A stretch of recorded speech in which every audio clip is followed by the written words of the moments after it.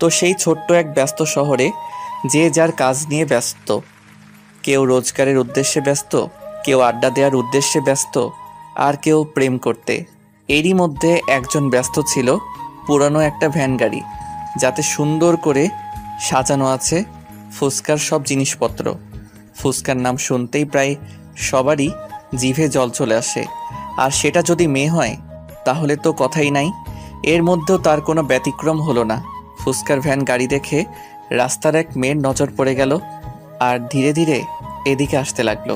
আর হ্যাঁ, সেই ফুচকাওয়ালা ছেলেটার কেউ না, আমি নিজেই। আমার নাম নিলয়। আপাতত এইটুকুই যথেষ্ট। সকালে ঘুম থেকে উঠেই বিজনেস নিয়ে বেরিয়ে পড়েছি। রাস্তায় এত জ্যাম যে ঠিকমতো এগোতেও পারছি না। এক ধাপ সামনে গেলে 2 ধাপ পিছনে আসতে হচ্ছে। এমন পরিস্থিতিতে সবারই মাথা গরম হয়ে যায়। আমার তো একদম 100-এ 100। একটু পর সামনে ফাঁকা হলো। আমার সামনে করা গাড়িটা চলে গেল। সামনে ফাঁকা পেয়ে আমি কেবল টান দিব, তখনই হুট করে কে যেন আমার গাড়ির সামনে এসে দাঁড়িয়ে পড়ল।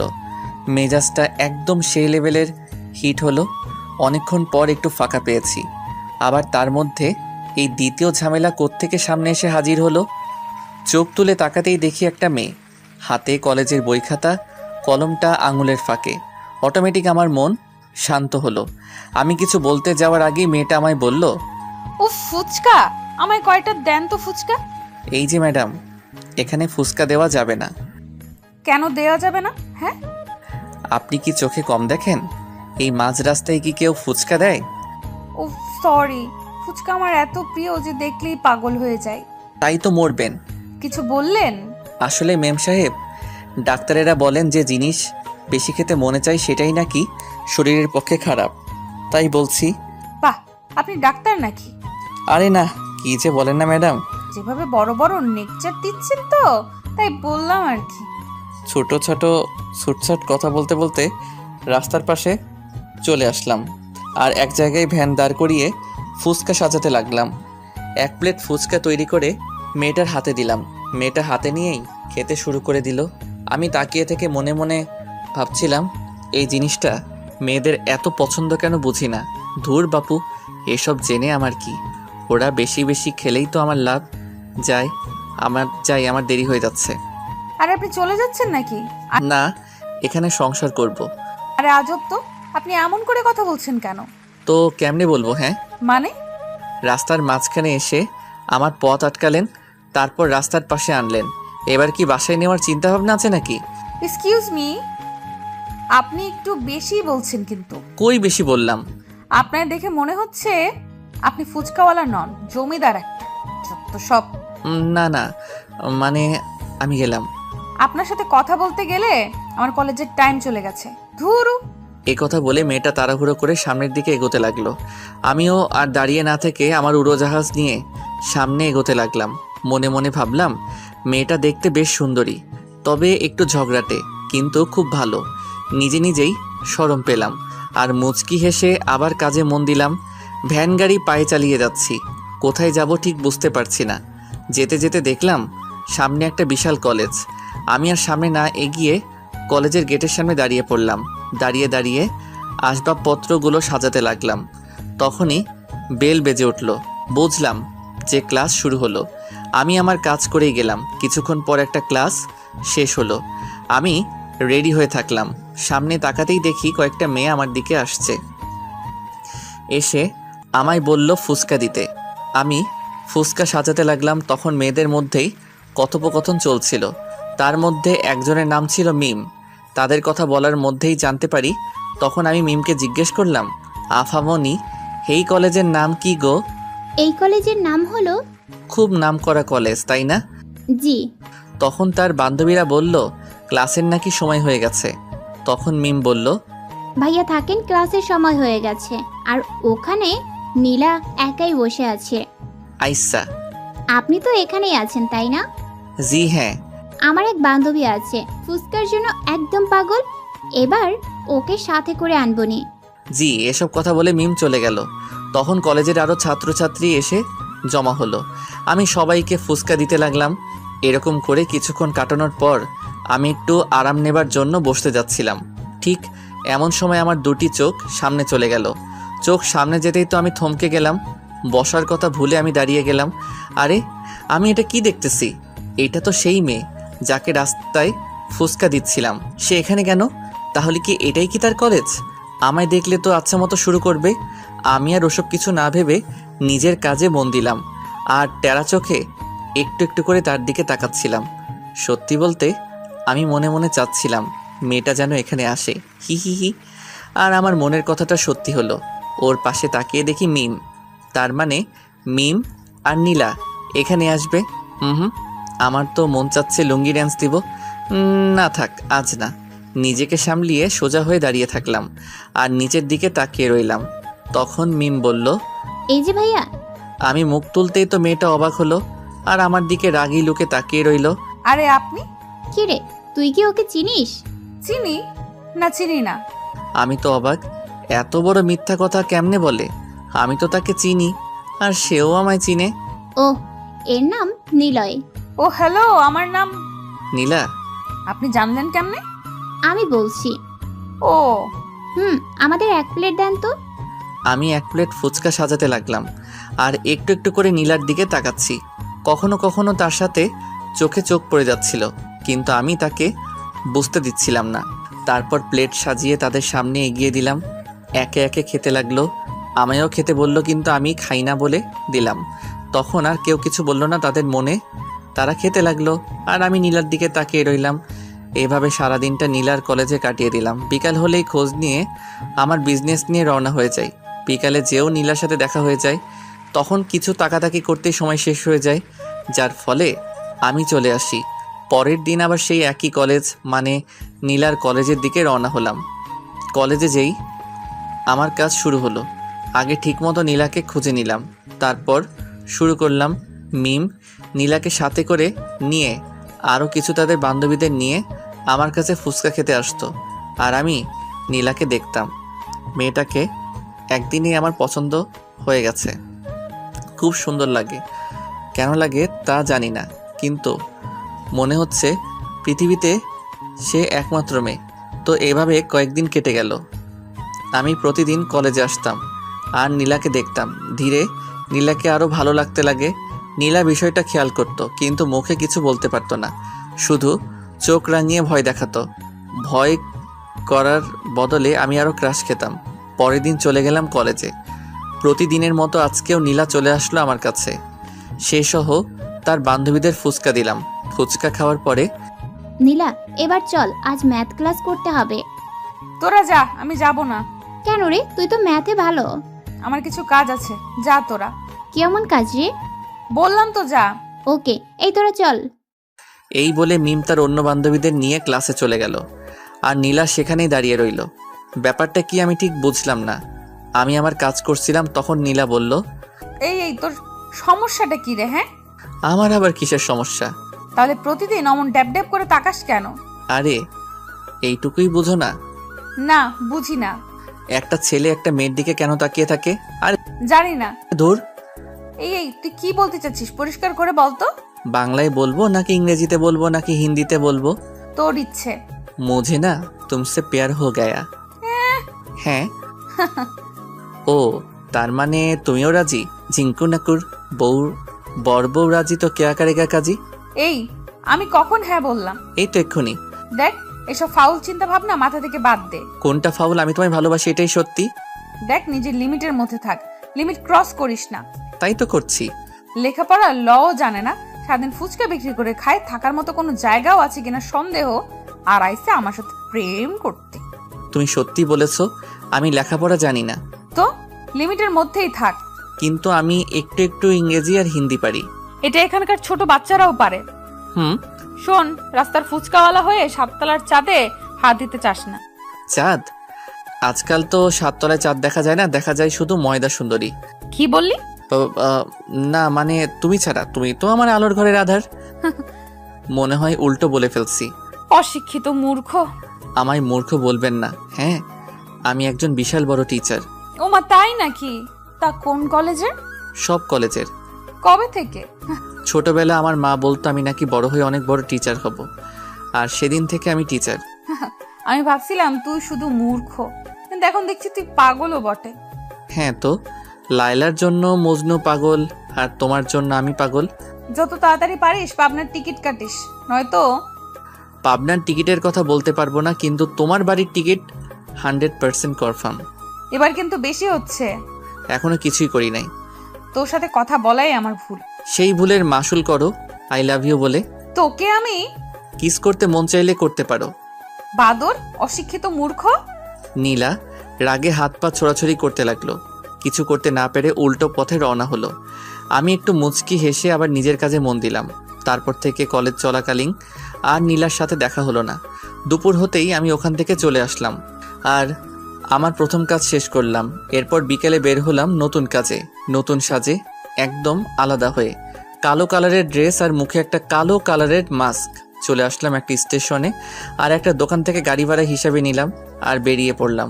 গাড়ি নিয়ে সোজা চলে আসলাম রেল লাইনে আর আমার প্রধান অতিথির জন্য অপেক্ষা করতে লাগলাম। অতিথির নাম হলো শফিক চৌধুরী, এলাকার বিশিষ্ট বিজনেসম্যানের তালিকায় থাকা একজন। টাকা পয়সার কোনো অভাব নেই তার, কিন্তু তবুও সে ট্রেনে করে যাতায়াত করে। কেন করে জানি না, গাড়ির সাথে হেলান দিয়ে দাঁড়িয়ে আছে। তখনই দেখলাম সামনে শফিক চৌধুরী ট্রেন থেকে নামতেছে। আমি চোখ থেকে চশমাটা খুলেই দৌড় দিলাম। আরে আরে স্যার, আপনি এসে গেছেন? আসতে কোনো অসুবিধা হয়নি তো? সব ঠিক আছে তো? হ্যাঁ, তা তো ঠিক আছে, কিন্তু তোমায় ঠিক চিনলাম না। স্যার, আপনার সিটটা কি এসিতে ছিল নাকি সাধারণে? এসিতে, কিন্তু আমি বলেছিলাম। ট্রেনওয়ালার কপাল খুব ভালো যে আপনার সিট এসিতে দিয়েছে, নয়তো তাকে খুন করতাম। কিন্তু তুমি। আরে স্যার, দাঁড়িয়ে থাকবেন না, এতে আপনার কষ্ট হবে। চলেন আমার ছোট্ট গাড়িটাই বসুন। বসবো তো, কিন্তু তুমি আমায় কোথায় নিয়ে যাবে? আরে স্যার, আমার প্রতি এত অবিশ্বাস? আপনার ঠিক গন্তব্যেই নিয়ে যাব আমি আপনারই লোক। ও আচ্ছা, চলো তাড়াতাড়ি বাসায় যেতে হবে। জি স্যার, একবার আপনি শুধু বসে দেখেন, হাওয়ার বেগে পৌঁছে দিব। আচ্ছা আচ্ছা, চলো। শফিক চৌধুরী আমার গাড়িতে উঠে আরামে বসে পড়লো। আমি গাড়িতে উঠে শফিকের মাথার উপর ফ্যান চালু করে দিলাম, সাথে হালকা এসি। এই নিয়ে বেশ আরামদায়ক যাত্রা হচ্ছিল। বেচারা শফিক অনেক ক্লান্ত ছিল, তাই সিটে হেলান দিয়ে ঘুমিয়ে গেল। আমি আমার মতো গাড়ি চালিয়ে গেলাম।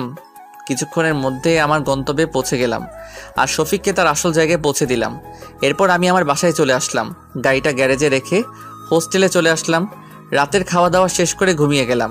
সকালে উঠে ফ্রেশ হয়ে নাস্তা করে ফুচকার গাড়িটা নিয়ে আবার রওনা হলাম, কলেজের দিকে রওনা হলাম।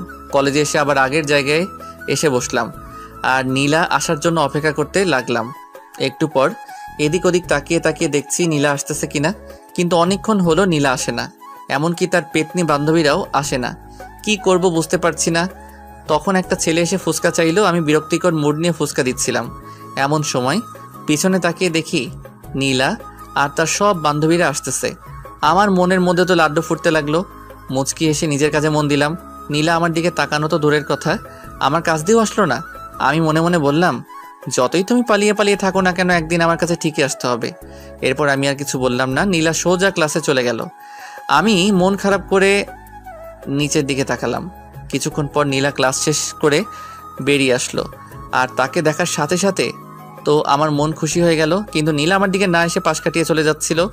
তখন আমার মাথায় একটা বদ বুদ্ধি বেরিয়ে এলো। ব্যাস, ভাবতে দেরি করতে দেরি নট। আজকের টক কিন্তু সেই হইছে, তাই না? আমার সামনে কয়েকটা মেয়ে ফুচকা খাচ্ছিল। আমার কথা শুনে তারা মাথা তুলে মুখে হ্যাঁ জবাব দিল। ব্যাস, আমার কাজ হয়ে গেল। এবার মিমের কাজ। নীলা, না মিম, আজ ওদিকে যাবি না। শোন না, আজকে টক নাকি হেভি হয়েছে, চল না। মিম, এসব ওই বাদরটার চালাকি। তুই থাক, আমি গেলাম। আরে আরে শোন, আচ্ছা চল, আমিও যাব।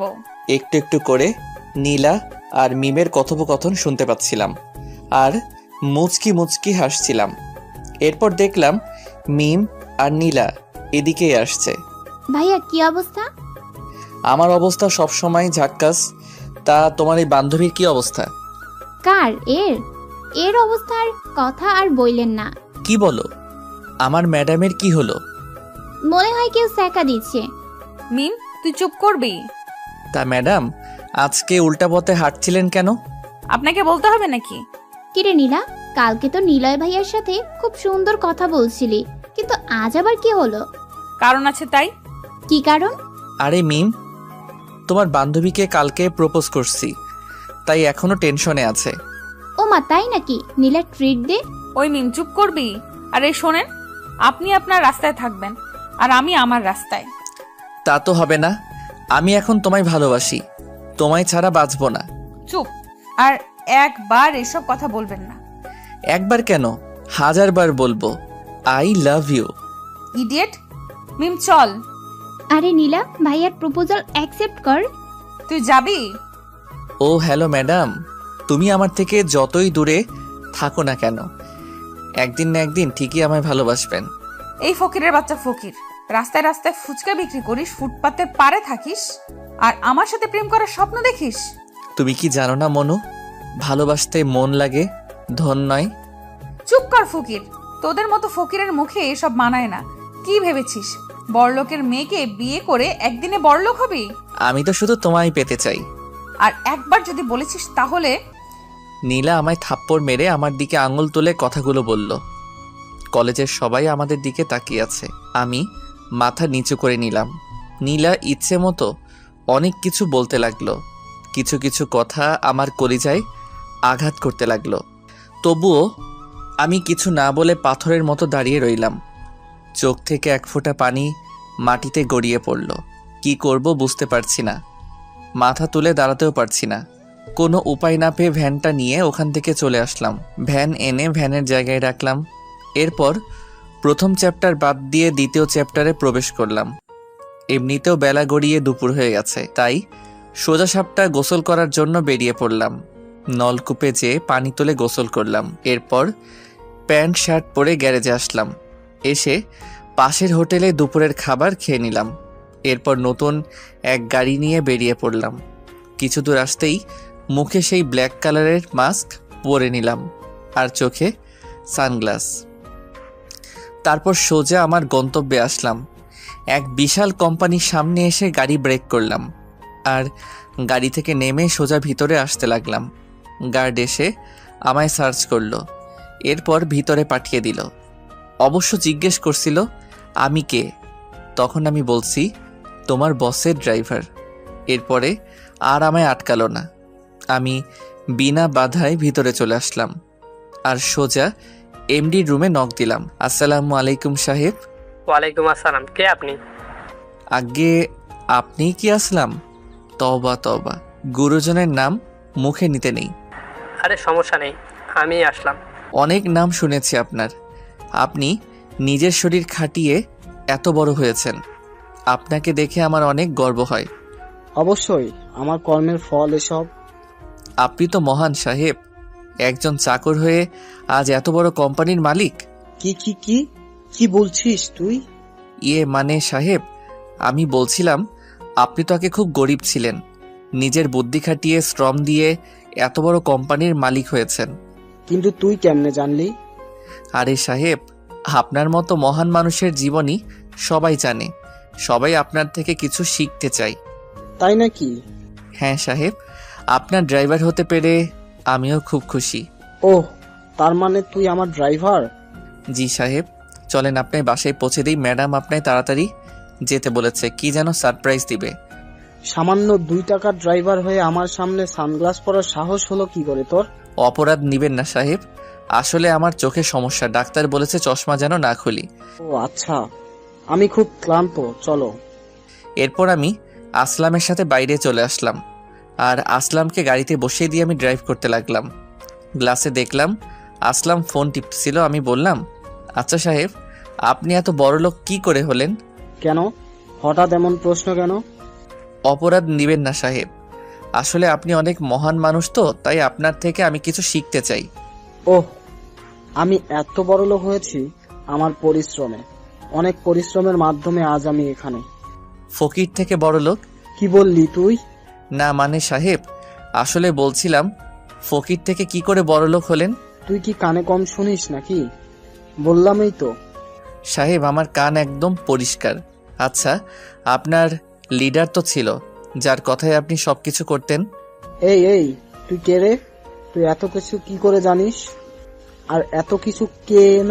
পরিচয় দিলে আপনি শুনতে পারবেন না, তাই থাক। এরপর আর কিছু বললাম না, সোজা গাড়ি চালাতে লাগলাম। অনেকগুলো পথ জার্নি করে অবশেষে এসে পৌঁছালাম আসলামের বাসার সামনে। আসলামকে ওখানে নামিয়ে দিয়ে আমি আমার গন্তব্যে রওনা দিলাম। আমার গন্তব্যে আসতে আসতে সন্ধ্যা হয়ে গেল। এরপর সন্ধ্যায় বস্তিতে চলে আসলাম। তার আগে গ্যারেজে গিয়ে গাড়ি জমা দিয়ে আসলাম। সঙ্গে হোস্টেল থেকে কিছু খাবার নিয়ে চলে আসলাম বস্তিতে। রাতের খাবার খেয়ে ঘুমিয়ে গেলাম। সকালের পাখির ডাকে চোখ থেকে ঘুম হারালো। কেন জানি মনটা খুব খারাপ লাগছে। পুরনো দিনের কথা খুব মনে পড়ছে। সকাল সকাল মনটা খারাপ হয়ে গেল। অনেক কষ্টে সব ভুলতে সক্ষম হলাম। তারপর ফ্রেশ হয়ে ফুচকার গাড়িটা নিয়ে বাজারের দিকে রওনা হলাম। বাজারে এসে হালকা নাস্তা করে নিলাম। এরই মধ্যে কলেজের টাইম হয়ে গেল। তাই আর দেরি না করে কলেজের দিকে রওনা দিলাম। কলেজে আসতেই দেখি এক সারিতে অনেকগুলো গাড়ি। মনে এক প্রকার প্রশ্ন জাগলো। ভ্যান থেকে নেমে আমিও যোগ দিলাম সবার সাথে। সামনে তাকিয়ে দেখি 5টা গাড়ি একসঙ্গে দরজা খুলল, আর সাথে সাথে অনেকগুলো মানুষ বেরিয়ে আসলো। দেখে মনে হচ্ছে এরা বডিগার্ড, কিন্তু কার বডিগার্ড? তখনই মাঝখানের গাড়িটা থেকে নীলা নেমে আসলো। আমি দেখে তেমন অবাক হলাম না, কারণ এটা হবার ছিল তা আমার আগে থেকেই জানা ছিল। তো কলেজের সবাই হা করে নীলার দিকে তাকিয়ে আছে, সাথে আমিও। নীলা কিছুটা বিরক্তিকর মোড নিয়ে গাড়ি থেকে নেমে হাঁটতে লাগলো। নীলাকে চলে যেতে দেখে মিমও তার সাথে চলে গেল। কিছুক্ষণের মধ্যে জায়গাটা ফাঁকা হয়ে গেল। আমিও আর দাঁড়িয়ে না থেকে আমার জায়গায় চলে গেলাম। একটু পর মিম আসলো, আর সাথে নীলাও ছিল, কিন্তু নীলার মনটা একটু খারাপ ছিল। আর আমি খেয়াল করলাম নীলার বডিগার্ডরা দূরে দাঁড়িয়ে এদিক সেদিক তাকিয়ে আছে, এদিকে তাকিয়ে আছে। আমায় দেখে নীলা খুশি হলো নাকি রেগে গেল ঠিক বুঝতে পারলাম না, কিন্তু চোখে রাগের ছায়া দেখতে পেলাম। হাই ভাইয়া। কিরে, তুই আজকেও আসছিস? কেন না আসার কি আছে? এটা আমার ব্যবসা, এই কাজ করেই আমার পেট চলে, এর জন্য আমার সব করতে হবে। এই তো লাইনে আসছিস। প্লিজ মেম সাহেব, আমার ফুচকার দোকান আনতে নিষেধ করবেন না, তাহলে আমায় না খেয়ে মরতে হবে। হুম। এই এই তুই হাসছিস কেন? কি ম্যাডাম, ভাবছিলেন এসব কথাই বলবো এসে, তাই না? আচ্ছা যান, আপনার ইচ্ছাটা পূরণ করলাম। ম্যাডাম, আমি খুব জেদি ছেলে, যা চাই তা আমার করেই ছাড়ি। তুই আবার কি চাইছিস? কেন জানেন না? না। ধুরু, আপনার মাথায় কি আছে বলুন তো? আমি আর কতবার বলবো আমি আপনাকে ভালোবাসি? ভূত এখনো নামে নাই। এ ভূত কোনোদিন নামবে না। কালকে তোকে কত করে অপমান করলাম পুরো কলেজের সামনে, তবু আজ এই একই কথা। মরার আগ পর্যন্ত এই একই কথা থাকবে। দেখেছিস আমার সাথে কতগুলো বডিগার্ড, আমি ওদের বললে না তোর হাত পা একটাও আস্ত পাবি না। এই তুই কি পাগল? সামান্য একটা ফুচকাওয়ালা হয়ে আমার পেছনে লাগিস? ভয় করি না। হ্যাঁ আমি গরিব, আমি ফুচকা বিক্রি করি, কিন্তু গরিব হলেও আমার মন অনেক বড়, আর সেখানে শুধু তোমায় বসানো আছে। বাহ, খুব সুন্দর তো ডায়লগ। কি করব বলো, অনেক খুঁজেও এর থেকে ভালো ডায়লগ পাই নাই। উফ, মেয়েকে চুপ করতে বল। ওকে চুপ। আর তোর সাথে কে কে থাকে? আমি আর তুমি? মানে? মানে তুমি তো সবসময় আমার মনের মধ্যেই থাকো, তাই খেতে বসলে তোমার কথা মনে পড়ে, ঘুমাতে গেলে তোমার কথা মনে পড়ে। এই চুপ, এইসব সিনেমার ডায়লগ বাদ দিয়ে সত্যি কথা বল। পৃথিবীতে আমার আপন বলতে কেউ নাই গো। আমি খুব এতিম, কান্না করলে দেখার কেউ নেই, অসুস্থ হলেও দেখার কেউ নাই। ইমোশনাল হয়ে গেছো? আরে আমি পিওর এতিম, আগেও কেউ নাই আর পিছনেও কেউ নাই, আমি একদম স্বাধীন। হিহি। তুই কি পাগল? আমার তো সত্যি মনে হচ্ছে তুই পাগল। হ্যাঁ তো তোমার জন্য পাগল। দেখ, আবারও বলছি এসব পাগলামি করিস না। আমার বাবা এসব জানতে পারলে তোকে মেরে টুকরো টুকরো করবে। তোমার জন্য আমি মরতেও পারি। উফ, তুই জানিস আমার সাথে কতগুলো বডিগার্ড আছে, ওদেরকেই তো পেরিয়ে আসতে পারবি না। আরে এরা তোমার কিচ্ছু করতে পারবে না। এতই যখন শখ, তাহলে আর একটা ক্লাস পরে সবার সামনে আমায় ফুল দিয়ে দেখা। এটা আবার কোনো ব্যাপার হলো নাকি? তখন দেখলাম নীলার বডিগার্ডের একটা ছেলেকে আচ্ছা মতো পিটানি দিচ্ছে, কিন্তু কেউ কিছু বলছে না, এমনকি কলেজের স্যারেরাও দাঁড়িয়ে থেকে দেখছে। ওরা যাকে মারছে সে কাল বিকেলে আমায় প্রপোজ করেছিল। কালকে ওরা আসার আগেই ছেলেটা চলে আসে, তাই আজ। ও, এর পরেও কি আমায় ভালোবাসবি? আবার জিগায়। ম্যাডাম একটা কথা মনে রাখবেন, ভালোবাসাটা যদি মন থেকে হয় না, তাহলে পৃথিবীর কোনো শক্তি সেটাকে ভাঙতে পারে না। তাই? হুম। কি বলছি মনে থাকে জানো? চল মিম। তোমার জন্য জীবনও দিতে পারি, মার খাওয়া তো দূরের কথা। ডায়লগ কম মার। হি হি। চল মিম। এ কথা বলে মিম আর নীলা চলে গেল। আমি ওদের যাওয়ার দিকে তাকিয়ে রইলাম। এদিকে মিম আর নীলা ক্লাসরুমের দিকে আসতে আসতে হঠাৎ মিম বলল, নীলা, এটা কি করলি? কই কি করলাম? ছেলেটা তোকে এত ভালোবাসে আর ওকে বিপদে ফেললি? আমার বাবাকে তো চিনিস, ঘাট থেকে মাথা আলাদা করে দিবে। তার থেকে বরং বডিগার্ডের হাতে মার খেয়ে যদি ওর পাগলামিটা ছোটে। তুই কি ভেবেছিস ওরা নিলয়কে কি বাঁচিয়ে রাখবে? মেরে ফেলবে। জানি, কারণ আমার পেছনে যতই ছেলে এসেছে তারা সবাই মরছে, এটাও মরবেই। তুই মানুষ নাকি অন্য কিছু? ছেলেটা তোকে পাগলের মতো ভালোবাসে আর তুই তাকে মৃত্যুর মুখে ঠেলে দিচ্ছিস। ওকে অনেক বুঝিয়েছি, না বুঝলে আমি কি করব? আর তোর কেন এত দরদ হচ্ছে? আমি মানুষ বলে মানুষের জন্য দরদ হচ্ছে। ও চল ক্লাসে। মিম আর নীলা ক্লাসে চলে গেল। আমি ভ্যান নিয়ে বাইরে চলে আসলাম আর গোলাপের দোকানে গেলাম। তারপর নীলা আসার অপেক্ষায় থাকলাম। কিছুক্ষণ পর নীলা ক্লাস শেষ করে বেরিয়ে আসলো আর বেরিয়ে আমায় দেখতে না পেয়ে আশেপাশে তাকাতে লাগলো। ঠিক এমন সময় আমি গোলাপের দোকান নিয়ে কলেজের ভিতরে প্রবেশ করলাম আর সোজা নীলার সামনে এসে থামলাম। নীলা সহ মিম আমায় এভাবে দেখে তো অবাক। মাথায় লাল গামছা বাঁধা, মুখে মাস্ক আর ফুসকার বদলে গোলাপ ফুলের দোকান। হাই ম্যাডাম, তুমি গোলাপ আনতে বলেছ আর আমি পুরো দোকানটাই তুলে আনছি। নীলা তো জমে পাথর, কোনো কথা না বলে ওর বডিগার্ডদের দিকে তাকিয়ে আছে। আমি এবার ভ্যান থেকে নেমে সুন্দর একটা গোলাপ তুলে নীলার সামনে ধরলাম। নেন, আই লাভ ইউ। নীলা একবার আমার দিকে তাকাচ্ছে আর একবার ওর বডিগার্ডদের দিকে তাকাচ্ছে। ইতিমধ্যে নীলার বডিগার্ডরা এসে হাজির। তখন নীলার বডিগার্ডরা আমার কাঁধে হাত দিল আর বলল, এই তুই কে রে? আর আমাদের ম্যাডামকে গোলাপ দেওয়ার সাহস কি করে হলো? এখানে সাহসের কি হলো? এটাই তো আমার চাকরি। মানে খুব সোজা। আমি অনলাইনের মাধ্যমে ফুলের ব্যবসা করি। অনলাইনে অর্ডার করলে আমি ডেলিভারি করে দেই। আর এই ম্যাডাম একটা গোলাপ। ম্যাডাম, আপনি কি সত্যি অর্ডার করেছিলেন নাকি চালাকি? চালাকি হলে কিন্তু একে সোজা উপরে পাঠিয়ে দিব। এমন করে ভয় দেখাচ্ছেন কেন? আমি হার্টের রোগী। এই তুই চুপ কর। হ্যাঁ, আমি অর্ডার করেছিলাম। বাসায় যেতে বললে বাবা অনেক প্রশ্ন করতো, তাই এখানে আসতে বলেছি। এবার তো হলো। হয়েছে, এবার এখান থেকে ফুট। আপনারও লাগবে নাকি স্যার? খুব ভালো ফুল। বিবাহিত জীবনে অসুখী হলে এটা নেবেন, একদম কাজ করবে। তোকে যেতে বলছি। যাচ্ছি, কিন্তু আর আসবো না, বাইরে অপেক্ষা করব। এই বলে আমি আবার ভ্যানে উঠে কলেজের বাইরে চলে আসলাম আর নীলা ক্যান্টিনের দিকে গেল। আমি রাস্তার পাশে বসে থেকে ভাবছি নীলা আসবে কিনা, কিন্তু সঠিক উত্তর খুঁজে পাচ্ছি না। ঠিক এমন সময় দেখলাম কলেজের পিছনের গেট দিয়ে নীলার মিম আসছে। আমি দেখেও না দেখার ভান করে থাকলাম। তখন নীলা এসে বলল, একটুর জন্য তো উপরে চলে যাইতিস, আমি না বাঁচালে। এত বড় রিস্ক নিয়ে গোলাপ দিলাম আর আমায় বাঁচাতে কে বলছিল? ইচ্ছা হয়েছে তাই। তার মানে সামথিং। এই শোন, এইটুকুতেই ভাবিস না যে আমার যোগ্য হতে পারবে।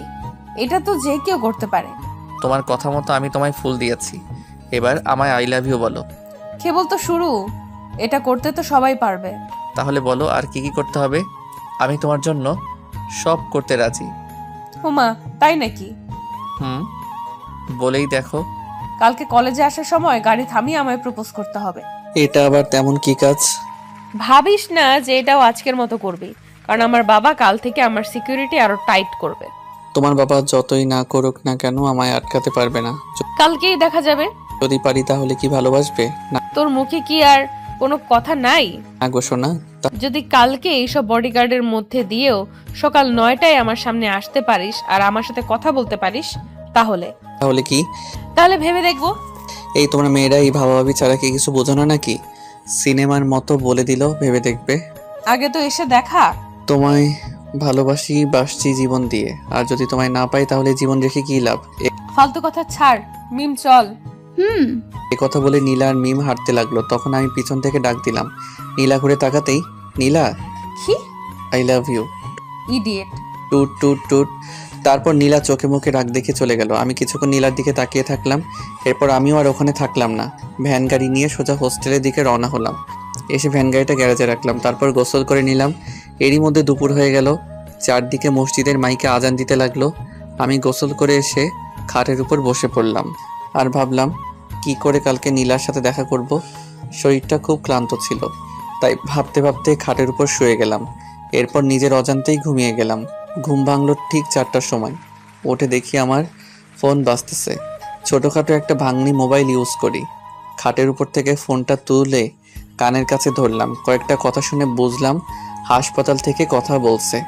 আমি আর দেরি করলাম না, উঠে চোখে মুখে পানি দিয়ে সোজা হাসপাতালে চলে গেলাম। হাসপাতালে এসে দেখা সাক্ষাৎ করে চলে আসলাম। বাসায় আসতে সন্ধ্যা হয়ে গেল, তাই আজ আর কোথাও বের না হয়ে হোটেলে এসে কিছু খাবার খেলাম। কিছুটা প্যাকেটে করে নিয়ে আবার হাসপাতালে গেলাম। সেখানে রাত 9টা পর্যন্ত থাকলাম। এরপর হোস্টেলে এসে চোখে মুখে পানি দিয়ে ঘুমিয়ে গেলাম। সকালে উঠতেই মনে পড়ে গেল নীলার শর্তের কথা। সকাল সকাল মাথা হ্যাং হয়ে গেল, কি করব ভেবে পাচ্ছিলাম না।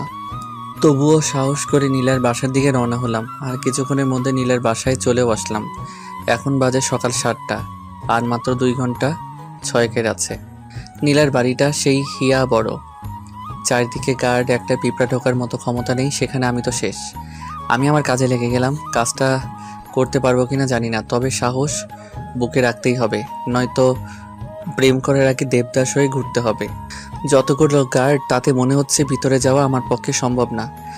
কোনো রকম চালাকি করলেই সোজা উপরে পাঠিয়ে দিবে, একদম বিনা টিকিটে। এদিকে নীলা দেওয়ার সময়ও কাছিয়ে যাচ্ছে, কি করব ভেবে পাচ্ছি না। নীলা যাবার সময় গাড়ি থামালে তো পুরো প্ল্যান শেষ, কারণ আমি তো শেষ। কিছু একটা তো করতে হবে, কিন্তু কি করব? ওদিকে নীলা ঘোর চিন্তায় মগ্ন। নীলয় কি সত্যি পারবে নাকি ভয় পেয়ে পালাবে? দুজনের মনে দুটো প্রশ্ন। এরই মধ্যে নীলার কলেজে যাবার সময় হয়ে গেল। 9টা বাজতে আর 10 মিনিট সময় আছে। নীলা কলেজে যাবার জন্য তৈরি হয়ে নিল আর গাড়িতে এসে বসলো। তার গার্ডরা এসে তাদের গাড়িতে বসলো। আর নিয়ম মতো নীলার সামনে 2টো গাড়ি আর পিছনে 2টো গাড়ি। এরপর রওনা হলো। এদিকে নীলার মনে একটাই চিন্তা, সে এদিক ওদিক তাকাচ্ছে আর দেখছে নিলয় আসছে কিনা। নীলার দেওয়ার সময় ঠিক 9টা বাজতে 1 মিনিট বাকি। গাড়ি তার গতিতে চলছে, টিকটিক করে 1 মিনিট পুরা হয়ে গেল আর 9টা বেজে গেল। 9টা বাজার সঙ্গে সঙ্গে গাড়ি থেমে গেল। গাড়ি থামা দেখে নীলা সামনে তাকালো, কিন্তু সামনে কেউ নাই। কিন্তু গাড়ি থামলো কেন? আই লাভ ইউ ম্যাডাম, আমার কথা শুনে তো নীলা চমকে গেল। আশেপাশে তাকিয়েও আমায় পেল না। আরে ম্যাডাম, তোমার পাশে, একদম পাশে। নীলা তাকিয়ে দেখে আমি ড্রাইভারের জায়গায় বসে আছি, আর মাথার টুপিটা খুলে হাতে, মুখে কালো মাস্ক, সেটাও খুললাম। আরে তুই চমকে গেছেন তো? তুই এখানে কেন? ও মা, কালকের শর্তের কথা কি মনে নাই তোমার? কিন্তু তুই এখানে কেমনে? আর ড্রাইভার কবে হলি? সব বলবো। গাড়িটা স্টার্ট দিয়ে আমি গাড়ি স্টার্ট দিয়ে সামনে যেতে লাগলাম। আর নীলাকে বললাম, বলেছিলাম না তোমার জন্য আমি সব করতে পারি? বাজে কথা বাদ দে, আর বলবো কেমনে করলি তুই এটা? আগে ওটা বলো। কোনটা? আমি যেটা বলছি ওটা। তোকে যা বলতে বলছি তার উত্তর দে। ওকে, কালকে রাতে আমি হাসপাতালে ছিলাম আর তখন এক লোক সেখানে গেল। আমি দাঁড়িয়েছিলাম, দেখলাম সেই লোকটা খুব কান্নাকাটি করছিল। তখন আমি ওর পিছনে পিছনে গেলাম আর দেখলাম একটা ছোট্ট মেয়ের পাশে বসে কাঁদছিল। আমি যে জিজ্ঞেস করি কেন কান্না করছে। তারপর সে বলল তার মেয়ের নাকি ব্লাড ক্যান্সার, অনেক রক্ত লাগবে। সে যেখানে চাকরি করে সেখান থেকে টাকা চেয়েও নাকি তাকে দেয় নাই। এখন রক্ত না হলে তার মেয়েটা মারা যাবে। তারপর আমি জিজ্ঞেস করলাম সে কোথায় চাকরি করে। তখন উত্তর দিল সে তোমার ড্রাইভার, আর তোমার বাবা নাকি তাকে টাকা দিতে চায়নি। তুমি বলো, এমন পরিস্থিতিতে যদি তাকে টাকা দিত তাহলে কি তোমার বাবা ফকির হয়ে যেত? না। এরপর আমি তাকে জিজ্ঞেস করি তার মেয়ের ব্লাড গ্রুপ কি। তখন বলে ও পজিটিভ, যা আমার সাথে মিলছিল, তাই আমি তার মেয়েকে রক্ত দিয়ে সাহায্য করি। এর জন্য তার চাকরি তোকে দিয়ে দিল? না, সে কান্না করতে করতে বলল তার স্ত্রী মারা গেছে কয়েক মাস হলো। এখন মেয়েটার যত্ন নেওয়ার মতো কেউ নাই। সেও নাকি সারাদিন তোমাদের বাসায় কাটায়। করিম চাচা। তখন আমি তাকে বলি এই চাকরিটা আমায় দেন, আর আপনি একটা দোকান করেন, সারাদিন মেয়েকে নিয়ে দোকান চালাবেন, মেয়ের যত্ন নিতে পারবেন। তো ও তার মানে তুই চান্সের পার্টি? তোমার জন্য সব করতে পারি। চুপ কর আর গাড়ি চালা। আচ্ছা ম্যাডাম, একটা কথা বলেন তো, কি? তোমার বাবা হঠাৎ এত গার্ডের তোমার পিছনে কেন লাগলো? জানি শহরে নাকি খুন খারাপি নাকি বেড়েই যাচ্ছে, তাই আমার বাবা আমায় নিয়ে চিন্তা করে, সেই জন্য আমার সাথে এত বডিগার্ড লাগিয়েছে। কিন্তু খুনের সাথে তোমাদের সম্পর্ক কি? 2 দিনে দুটো খুনও হয়েছে। প্রথম দিনে শফিক, এখানকার স্থানীয় চেয়ারম্যান, আর দ্বিতীয় দিনে আসলাম, এই শহরের দ্বিতীয় বিজনেসম্যান। 1 নম্বরে আমার বাবা। তাই আমার বাবার সন্দেহ এবার আমাদের উপর নাকি টার্গেট।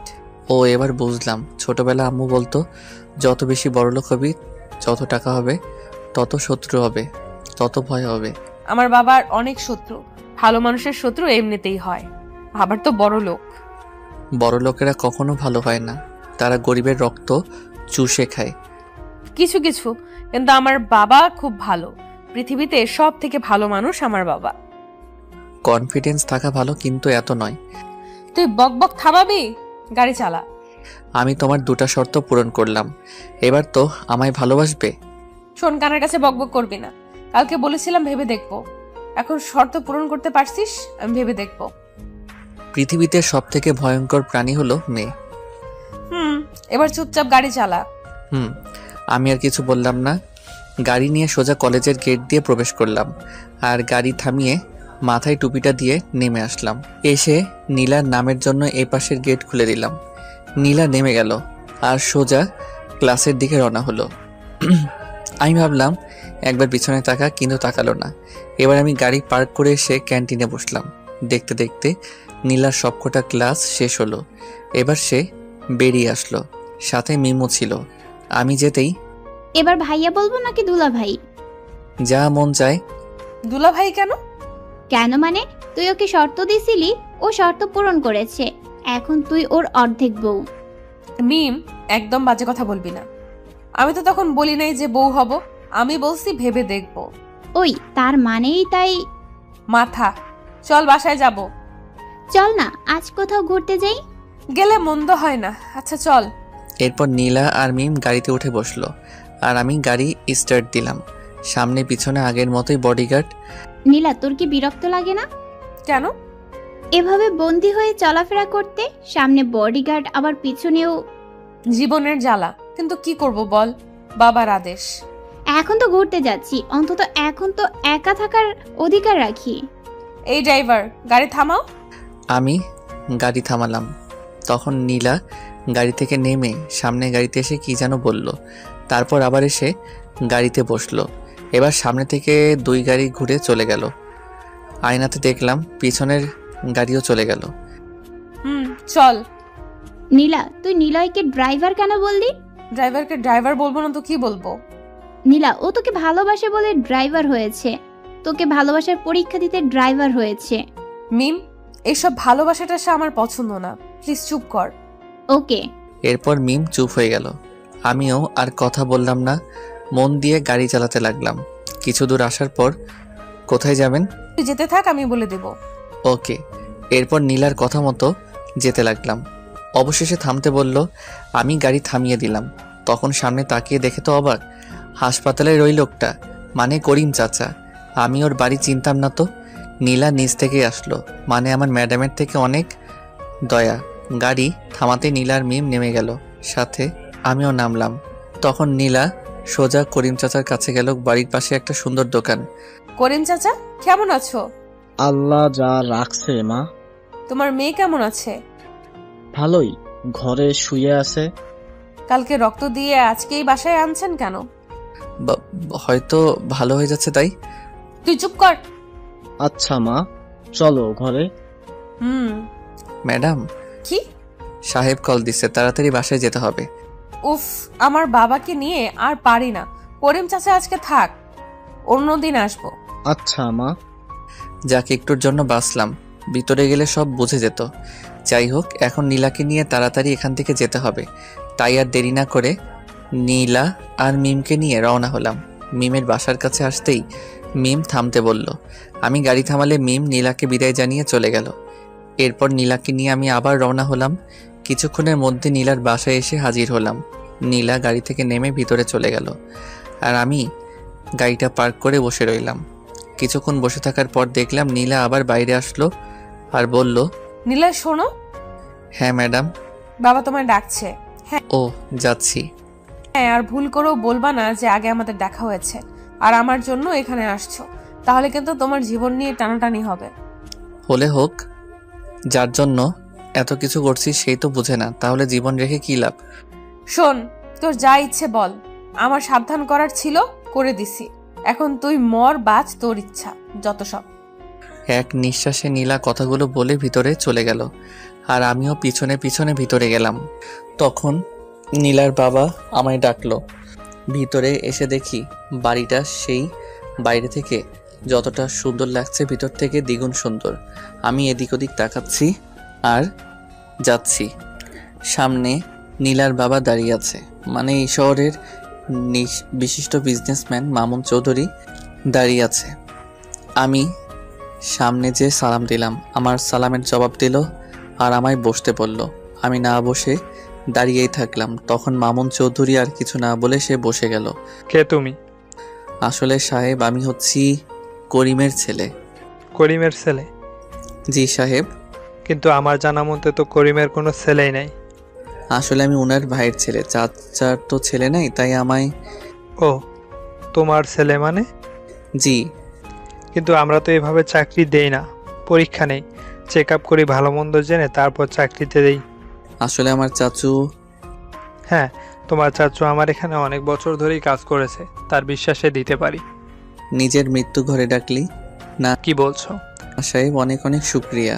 দেখো, আমার শত্রু অনেক, তাই তোমায় সাবধানের সাথে কাজ করতে হবে। ওকে সাহেব, আপনি কোনো চিন্তা করবেন না। হুম। নীলার বাবা তথা মামুন চৌধুরীর সাথে কিছুক্ষণ কথা বললাম। এরপর দুপুর পেরিয়ে বিকেল হয়ে আসলো। নীলার কথায় খাওয়া দাওয়া ওখানেই করলাম। এরপর বের হলাম নীলাকে নিয়ে। ও নাকি ঘুরতে যাবে, তাই আমি ওকে নিয়ে রওনা হই। আর নীলাকে আর তার বান্ধবীদেরকে পার্কে নামিয়ে দিয়ে বললাম, ম্যাডাম, আপনাদের ঘোরা হয়ে গেলে আমায় ফোন করবেন। এই শোন, আমার বাবা মা আমার একটা সুন্দর নাম রাখছে, আর তাতেই সবাই ডাকে, তুইও ডাকবি। আচ্ছা। হাসছিস কেন? পরে আপনাকে একা বলবো নি। না, সবার সামনে বল। আজকে নাম ধরে ডাকতে বলছেন, কালকে কাছে আসতে বলবে, তারপর বিয়ে করতে বলবেন। তুই সব সময় একটু বেশিই বুঝিস।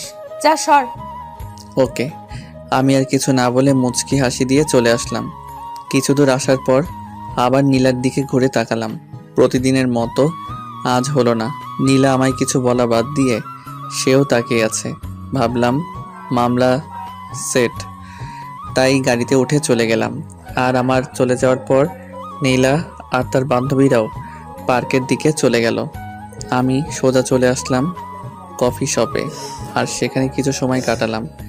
তারপর সন্ধ্যা হওয়ার আগ দিয়ে আমার কাজ শেষ করে আবার পার্কের দিকে চলে আসলাম।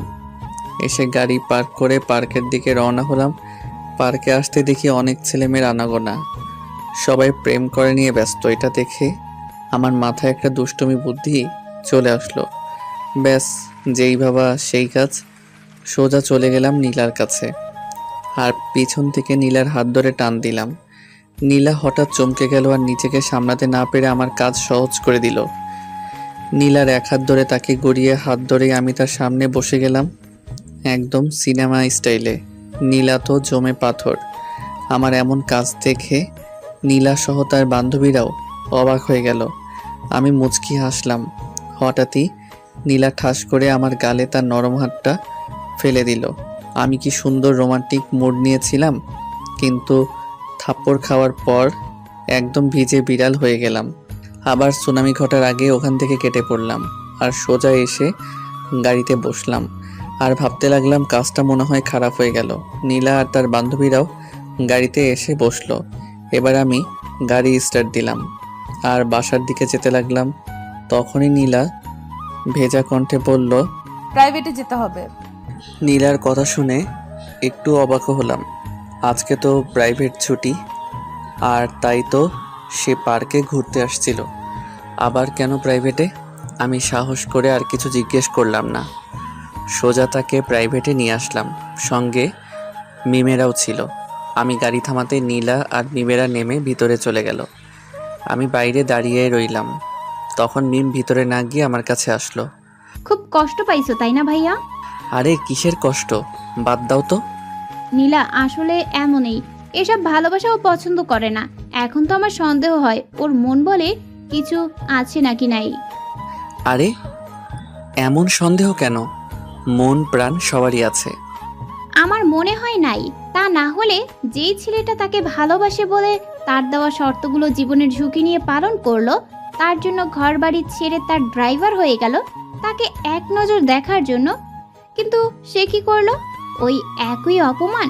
ওর মধ্যে যদি মন থাকতো না, তাহলে নিশ্চয়ই ওর মনে তোমার জন্য একটু হলেও মায়া হতো।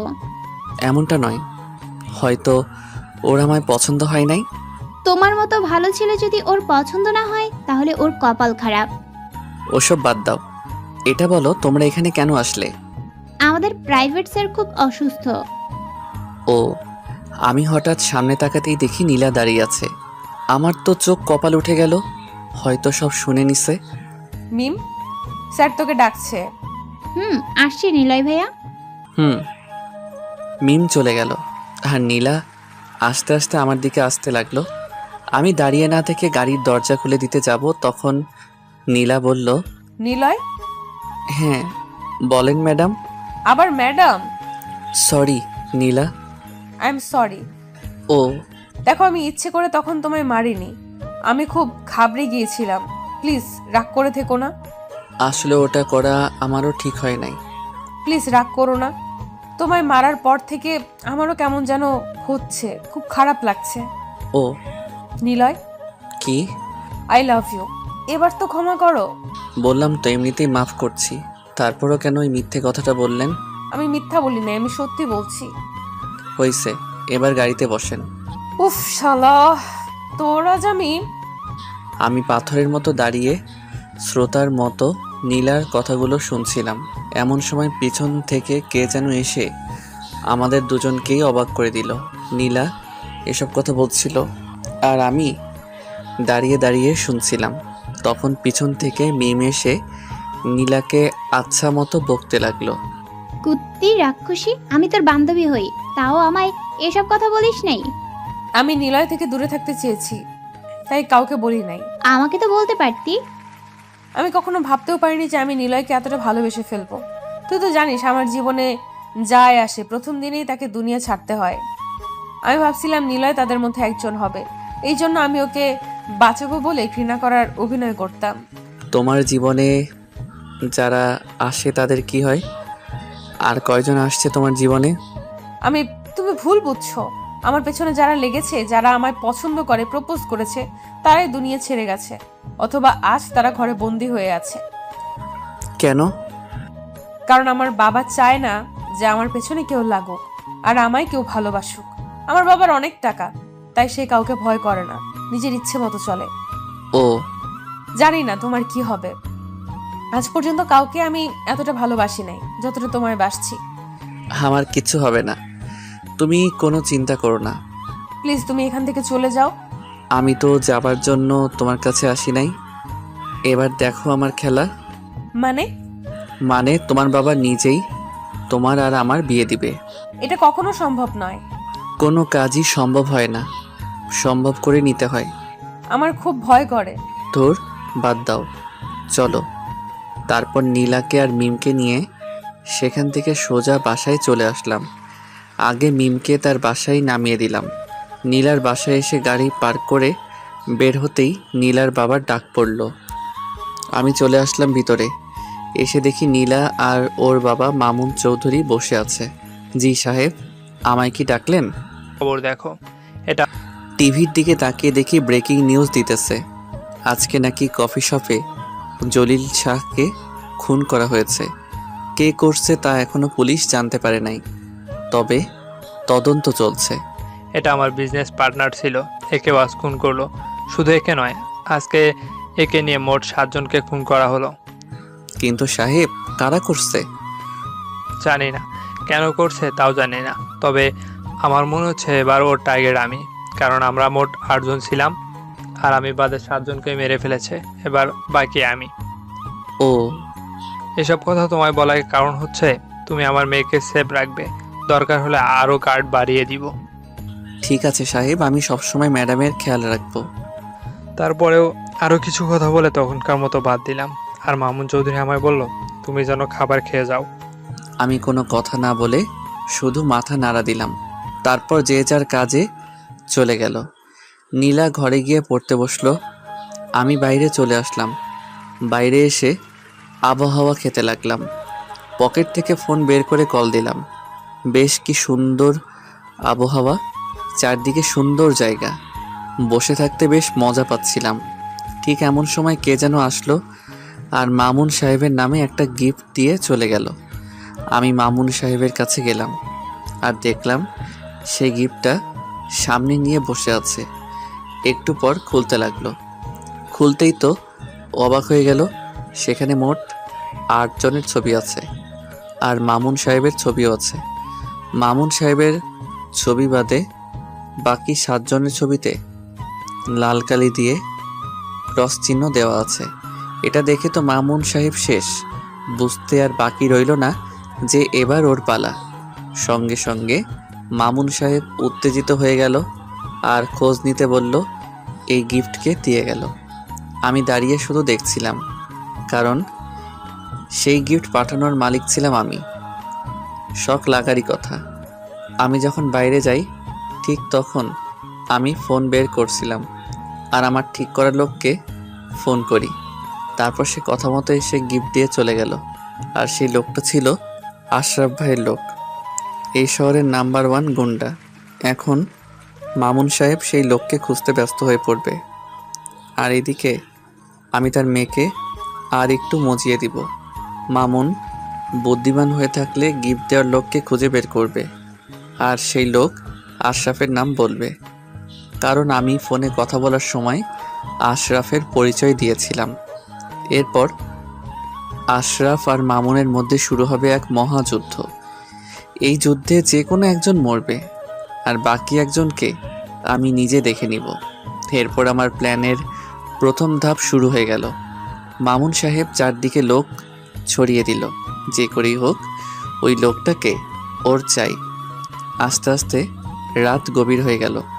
আমি বাসায় আসার জন্য রেডি হচ্ছিলাম, তখন দেখলাম উপর থেকে নীলা ডাক দিল। আমি আশেপাশে তাকিয়ে দেখি কেউ নাই, তাই উপরে চলে আসলাম। তখন নীলা আমায় তার ঘরে নিয়ে গেল আর আমায় একটা কিস করলো। এরপর বলল বাসায় যেতে। আমি বেশি কিছু বললাম না, চলে আসলাম বাসায়। বাসায় আসার সাথে সাথেই ফোন থেকে সিম পাল্টে দিলাম। অন্য সিম তুলে মামুনকে কল দিলাম। মামুনের কথার মধ্যে ভয়ের খোঁজ পেলাম। কি খবর মিস্টার মামুন চৌধুরী? খে আমায় চিনলেন না? এত সুন্দর একটা গিফট পাঠালাম আর আমায় ভুলে গেলেন? কে তুই? আমার কাছে কি চাস? তোর জীবনে তুই অনেক পাপ করছিস, এবার তোর পাপের বিনাশ হবে। এই কে তুই? আরে এত উত্তেজিত হলে চলে নাকি? কি চাস তুই বল। আমার চাওয়ার কথা তুই বাদ দে, আগে নিজের জীবন বাঁচা। একবার তুই আমার সামনে এসে দেখ, তোকে কেটে টুকরো টুকরো করে রাখবো। আসবো, সময় হলেই আসবো। এত তারা কিসের? কিছুদিন একটু তরিয়ে নে। Good bye. এই কথা বলেই ফোন কেটে দিলাম আর ফোন থেকে সিম খুলে পুকুরে ফেলে দিলাম আর আমার নিজের সিম তুললাম। তারপর শুয়ে পড়লাম। সকালে উঠে চলে গেলাম নীলার বাসায়। কলেজের সময় হতেই নীলাকে নিয়ে কলেজে যাওয়ার জন্য দাঁড়িয়ে আছি। ঠিক এমন সময় দেখি আমার চারপাশে অনেকগুলো গাড়ি এসে থেমে গেল। আমি তো কিছুটা ঘাবড়ে গেলাম। হঠাৎ এত গাড়ি আমার সামনে। আশেপাশে তাকাতেই দেখি মামুন হাসতে হাসতে এদিকে এগিয়ে আসছে। আমি ঠিক বুঝলাম না কি হচ্ছে। তাহলে কি আমায় চিনে ফেললো? আশেপাশে তাকাতেই দেখি মামুন হাসতে হাসতে এদিকে এগিয়ে আসছে। আমি ঠিক বুঝলাম না কি হচ্ছে। তাহলে কি আমায় চিনে ফেললো?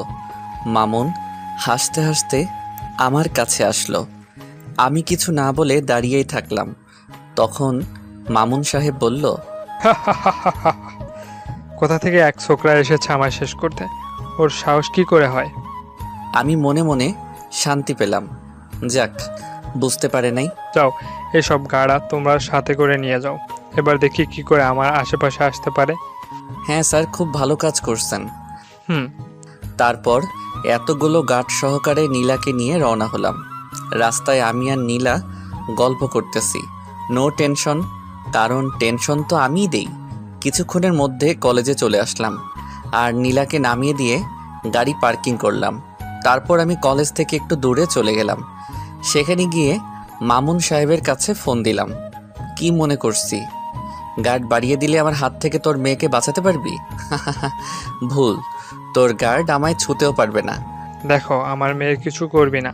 তুই যা চাস আমি তোকে সব দিব। আমার চাওয়া তো আমি নিব, কিন্তু এখন তোর মেয়েকে কে বাঁচাবে? ফোন কেটে দিলাম। আর তারপর মামুনের কাম ডাউন শুরু হয়ে গেল। কারো দুর্বলতায় আঘাত করলে যে কেমন লাগে সেটা মামুনকে আমি হাড়ে হাড়ে টের দিতে চাই। সেজন্য আমি নীলাকে ক্লাস থেকে নিয়ে বেরিয়ে গেলাম। নীলা আমায় কোনো প্রশ্ন করলো না, আমিও কিছু বললাম না। তাকে নিয়ে কিছু দূর একটা হোটেলে আসলাম। সেখানে বসে চা পানি খেতে খেতে কিছু গল্প করলাম।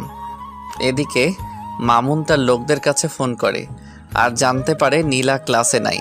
তখন তার জীবন হাতে চলে আসে। কি করবে ভেবে পাচ্ছিল না। চারদিকে লোক ছড়িয়ে দিল। কিছুক্ষণ পর আমি আর নীলা হোটেল থেকে বেরিয়ে বাসার দিকে রওনা হলাম। আর অল্প টাইমের মধ্যে নীলার বাসায় এসে পৌঁছালাম। নীলাকে দেখেই তো মামুন জানে প্রাণ ফিরে পেল। আমি গাড়ি পার্ক করে ভিতরে গেলাম। সবাই আমার দিকে হা করে তাকিয়ে আছে। সবাই আমার দিকে এমন করে তাকিয়ে কি দেখছো? আমি ওকে কিডন্যাপ করছি নাকি? আমি তোকে কিডন্যাপারের হাত থেকে নিয়ে আসলাম। কে ছিল? কোন বাপের বেটা ছিল? কার এত বড় সাহস যে আমার মেয়েকে কিডন্যাপ করে? আমায় তো কিছু বলে নাই। আপনাই নাকি সব ফোনে বলছে। আরেকটা কথা বলল, এবার নাকি শেষ চান্স। একবার বলো সে কে? তাকে আমি কেটে টুকরো টুকরো করে ফেলবো। আমি কেমনে বলবো? আমি তো তাকে দেখি নাই। কয়েকটা লোক নীলাকে ধরে গাড়িতে করে নিয়ে যাচ্ছিল। আমি গাড়ি থামিয়ে মারপিট করে ওকে নিয়ে আসলাম। সে লোকের নাম কি? কি যেন ভাই বলল। আশরাফ ভাই? হ্যাঁ হ্যাঁ, এরকমই। আশরাফ, আমি তোকে ছাড়বো না। তারা খুব ভয়ানক ছিল। আমার কথা শুনে তো মামুন রেগে বাগুন ফুলে গেছে। আমার কাজ শেষ। এবার যা করার সব মামুন চৌধুরী করবে। আমি গাড়ির চাবি জমা রেখে বাসায় যাব বলে চলে আসলাম। মামুন এখন আশরাফকে নিয়ে ব্যস্ত, তাই কিছু বলল না। আমি চলে আসলাম। হোস্টেলে এসে জামা কাপড় চেঞ্জ করে গোসল করতে এলাম। গোসল করে এসে শুয়ে পড়লাম। তখন নীলার ফোন আসলো। হ্যালো, কে বলছেন? আমার জামাইটা কি করছে? ও নীলা, আমি শুয়ে আছি। তুমি কি করছো? আমি আমার জামাইকে খুব মিস করতেছি। ও, তাহলে কাছে ডাকো। আসে না তো। মন থেকে ডাকলে সব সম্ভব। আমি তো মন থেকে সব সময় তোমায় চাই। ভালো। তা খাইছো? না, জামাইকে ছাড়া খেতে মন চায় না। পাগলামি না করে খেয়ে নাও। তুমি খাইছো? হুম। মিথ্যা কেন বললা? তুমি এখনো খাওনি। তুমি কেমনে বুঝলা? তোমার কথাতেই বোঝা যাচ্ছে। আচ্ছা খেয়ে নাও, আমিও খাচ্ছি। আর বিকেলে চলে এসো, প্রাইভেট আছে। এই কথা বলে ফোন কেটে দিলাম। তারপর উঠে গিয়ে খেয়ে আসলাম। এসে একটা ঘুম দিলাম। এক ঘুমে বিকেলে উঠে নীলার বাসায় চলে গেলাম আর গাড়ি বের করে দাঁড়িয়ে রইলাম। কিছুক্ষণ পর নীলা এসে বসলো। আমি গাড়ি স্টার্ট দিয়ে রওনা হলাম। তখন নীলা বলল, তুমি ভেতরে যাও নাই কেন? এমনিতেই। আমি তোমার আশায় দাঁড়িয়ে আছি। ও। তারপর কথা বলতে বলতে নীলার প্রাইভেটে চলে আসলাম। আমি নীলাকে নামিয়ে দিয়ে গাড়ি নিয়ে বের হলাম, কারণ এখন আমার সাথে কোনো গার্ড আসে নাই। মামুন সাহেব আমার উপর বিশ্বাস করে তার মেয়েকে আমার হাতে তুলে দিছে। সে তো আর জানে না তার সেই জম। আমি গাড়ি নিয়ে বের হলাম আর জানতে পারলাম মামুন সাহেব আশরাফের নামে কেস করছে। এটা শুনে তো আমি শেষ। আমি ভাবলাম কি আর হলো কি, খবর নিয়ে জানলাম মামুন নাকি এবার ইলেকশনে দাঁড়াবে, তাই কোনো রকম অন্যায় সে করবে না। এটা শুনে আমি আমার প্ল্যান বদলিয়ে দিলাম। তারপর সন্ধ্যা হওয়ার পর নীলাকে নিয়ে তার বাসায় নামিয়ে দিলাম। নীলা তো আমায় যেতেই দিবে না। আমি অনেক বাহানা করে চলে আসলাম। বাসায় এসে সময়ের অপেক্ষা করতে লাগলাম। নীলার বাসা থেকে আসার সময় কাউকে না জানিয়ে মামুন সাহেবের একটা শার্ট নিয়ে চলে আসলাম। আর সময় হতেই সেই শার্ট পরে আশরাফকে হামলা করলাম। জায়গা মতো আশরাফকে খতম করলাম। আর তখন আমি ইচ্ছে করেই শার্টে রক্ত ভরাই আর শার্টের এক টুকরো ছিঁড়ে আশরাফের হাতে লাগিয়ে দেই। এরপর আমি কিছু দূর আসার পর শার্ট খুলে ডাস্টবিনে ফেলে বাসায় চলে আসি। বাসায় এসে আরামের ঘুম দিলাম। সকালে উঠে ফ্রেশ হয়ে নিলাম। তারপর জানতে পারলাম মামুনকে পুলিশ অ্যারেস্ট করছে।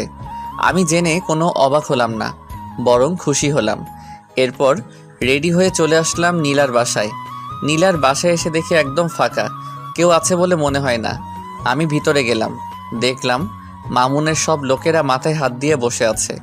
আমিও মন খারাপের অভিনয় করলাম। তারপর নীলা এসে বলল সে নাকি কলেজে যাবে।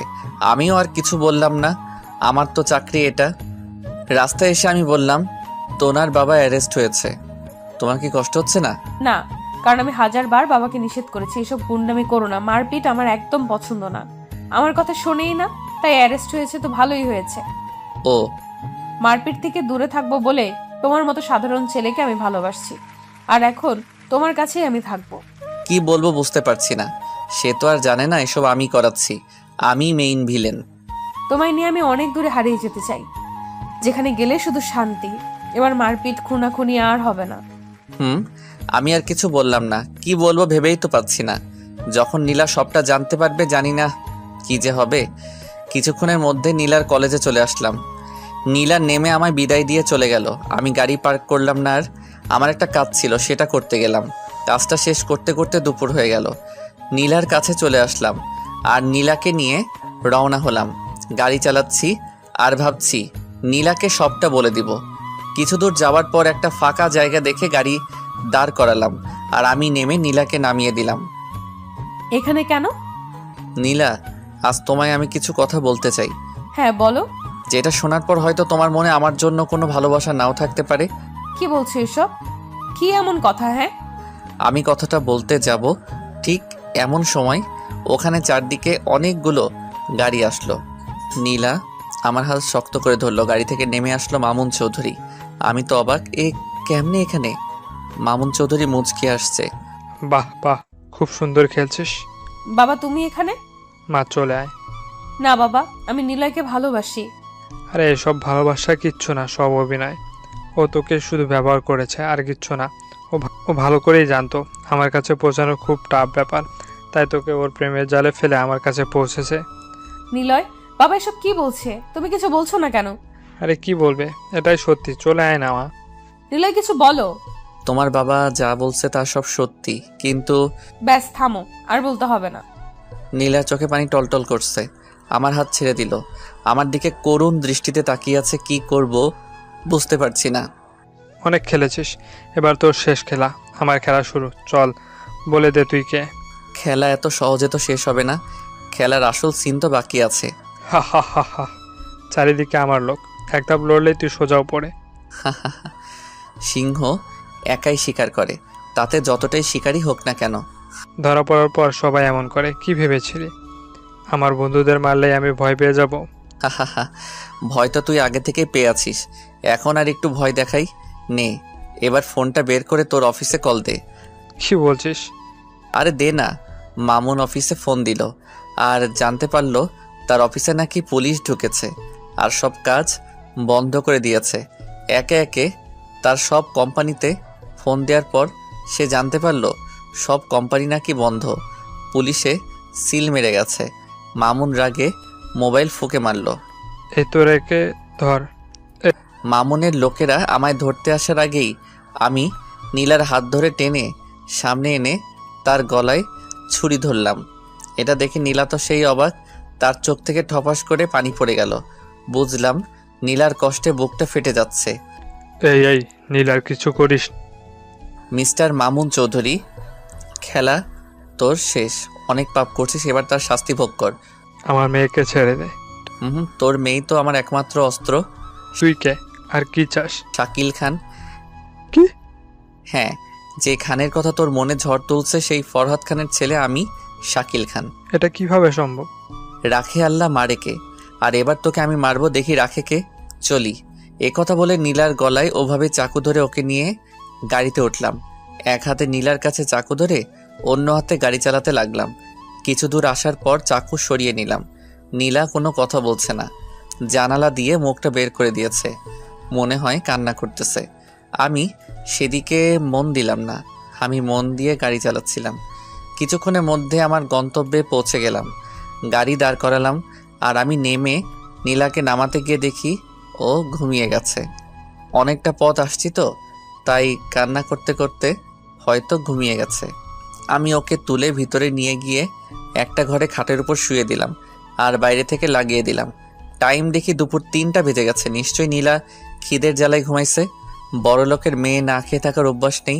আমার কাছে কয়টা টাকা ছিল, তা দিয়ে পাশের বাজার থেকে কিছু খাবার কিনে আনলাম।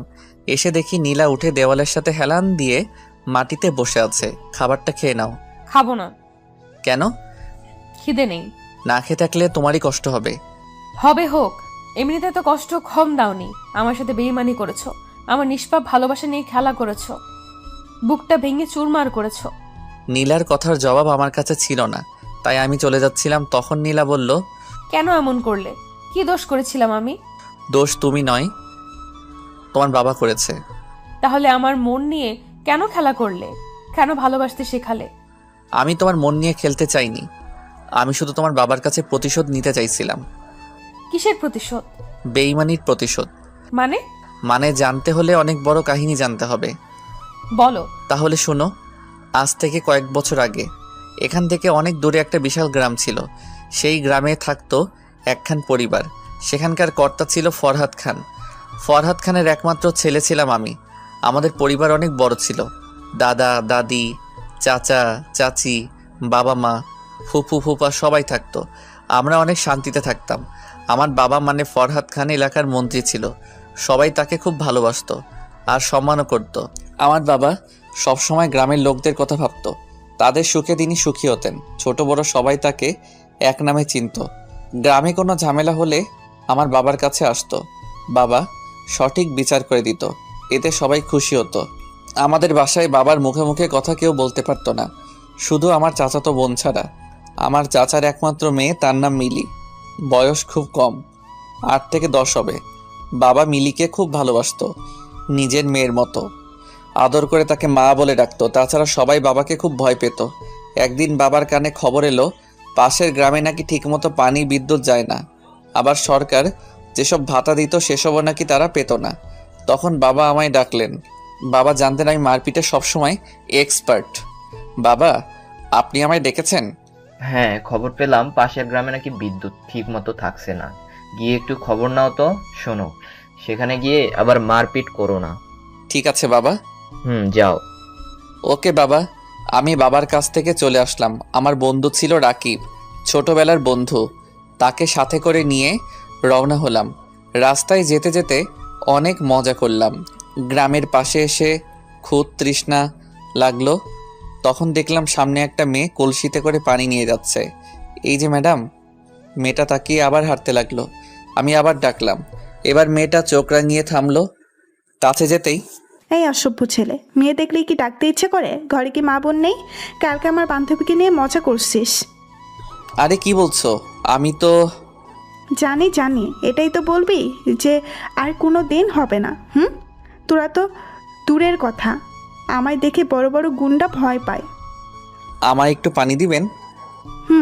ভয়ে গলা শুকিয়ে গেছে, নে পানি খা। মেয়েটা পানি দিল, খেয়ে নিলাম। তারপর মেয়েটা চলে গেল। আমি তাকিয়ে থাকলাম। দেখতে ভালোই, তবে একটু ঝগড়াটে। তাছাড়া সব ঠিক আছে। আরে ছাড়ো না, হয়তো ভুল করে বলছে। তারপর আরও কিছু কথা বলতে বলতে গ্রামে প্রবেশ করলাম। গ্রামে আসতেই দেখি এক লোক কারেন্টের তারের সাথে আটকে গেছে।